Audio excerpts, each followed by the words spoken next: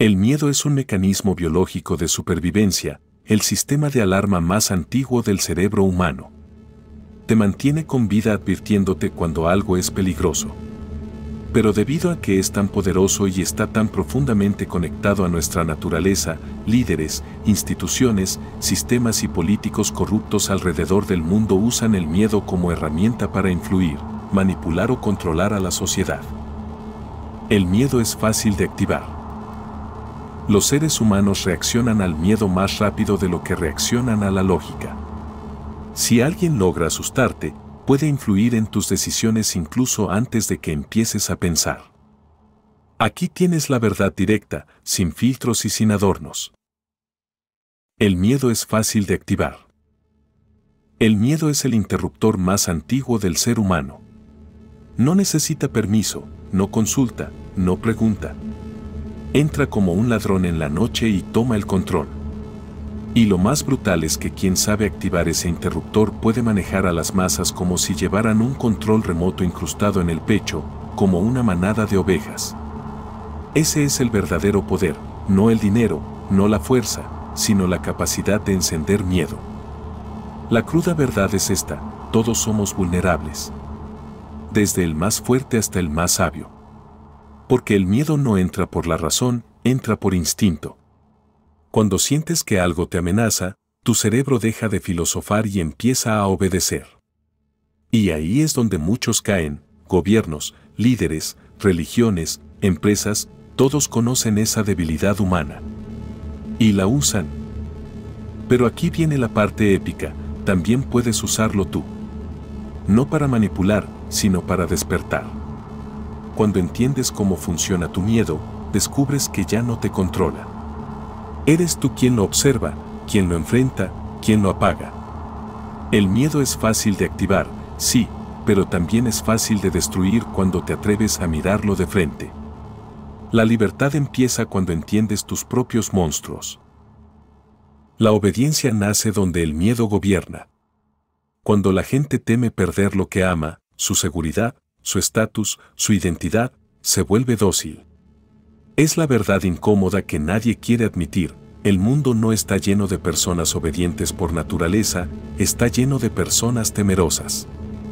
Y quienes prometen protección se vuelven automáticamente amos de aquellos que buscan sentirse a salvo. Ahí está el mecanismo: si te doy miedo, te controlo. Si te doy miedo y luego te ofrezco seguridad, me sigues.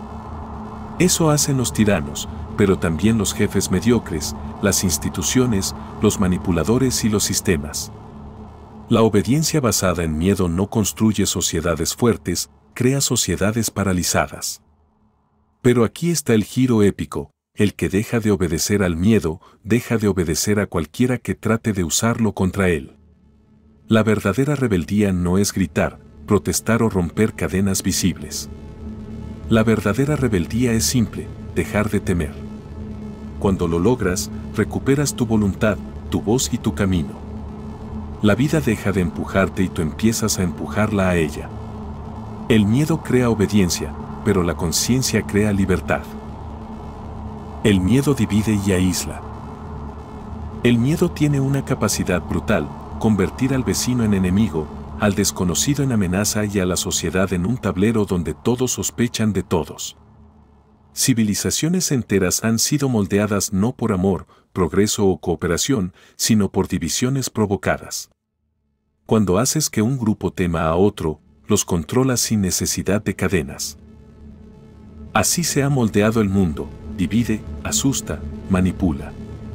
Si logras que la gente sienta que está en peligro, puedes dirigir su rabia hacia donde quieras, hacia otra raza, otra religión, otra ideología, otra clase social.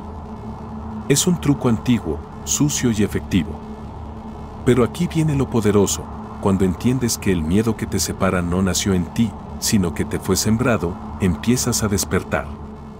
Empiezas a ver que muchas de las guerras sociales, culturales y políticas son teatros construidos. Empiezas a escoger tus propias alianzas. Y descubres algo épico: el miedo une solo a los esclavos, la claridad une a los libres. El mundo cambia cuando un número suficiente de personas deja de aceptar el miedo como brújula. Y cuando eso pasa, los muros se caen solos. Te lo digo sin rodeos, el miedo es el negocio más rentable del planeta. Vende más que el entretenimiento, más que el lujo, más que la moda. Vende noticias, votos, productos, religiones, ideas y guerras. El miedo mueve dinero, y mientras quede un ser humano vivo en este planeta, alguien buscará lucrarse de él. Los medios exageran peligros porque un público asustado no cambia de canal. Los políticos usan amenazas porque un votante temeroso es más fácil de manipular. Las corporaciones venden soluciones para problemas que primero se encargan de alimentar. Todo se convierte en un ciclo perfecto de ansiedad y consumo. Y lo más crudo, la gente paga por sentirse menos asustada. Pero nunca los dejan de verdad en paz.